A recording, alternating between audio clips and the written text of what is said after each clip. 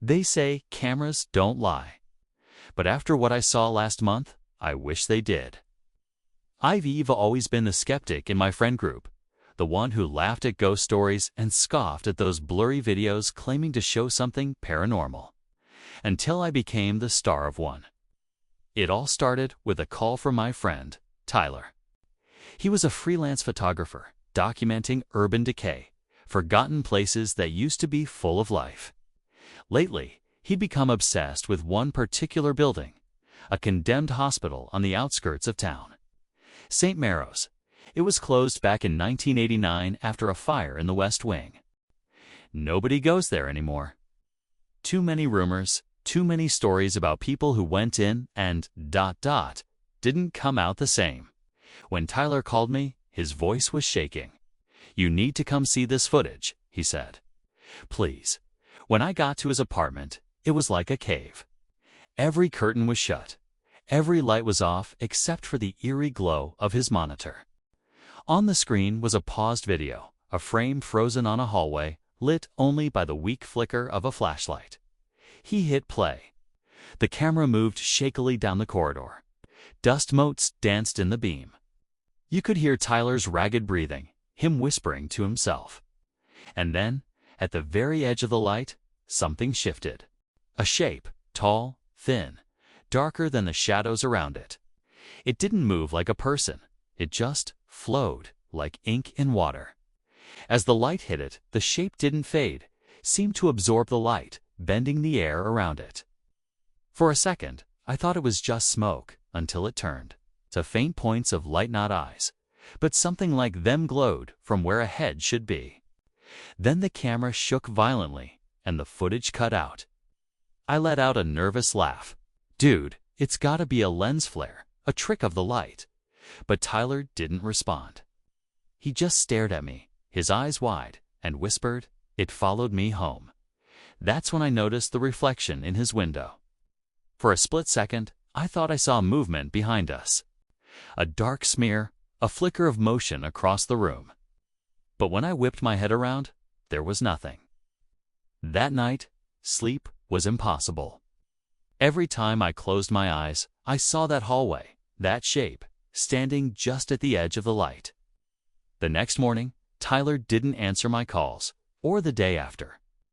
On the third day, I went back to his apartment. The door was unlocked. Inside, everything was exactly where I'd last seen it, except for the computer. The monitor was on, glowing with static. The camera was still plugged in, but the video files were gone. All of them, except for one. A single file labeled simply, 3 o'clock. Move. My hand trembled as I pressed play. The video started with Tyler's voice, whispering. He said he couldn't sleep, that he'd been hearing footsteps in the hallway outside his apartment.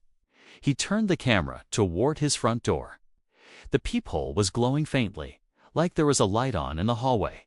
Even though it was 3 a.m., he whispered, "Is someone there?" And then, a sound. 3 soft, deliberate knocks. He walked to the door, camera still rolling. His hand reached out, and he looked through the peephole. He whispered something I will never, ever forget. "It's here." The camera glitched. The screen went black. Then it cut to a static-filled image of his empty apartment hours later. The front door was wide open. No sign of Tyler.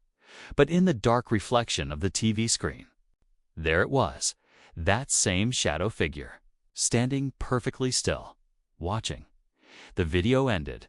I called the police, but by the time they arrived, the laptop had powered off, and the file was gone.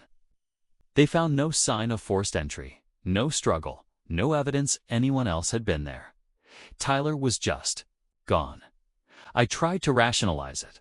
There had to be an explanation.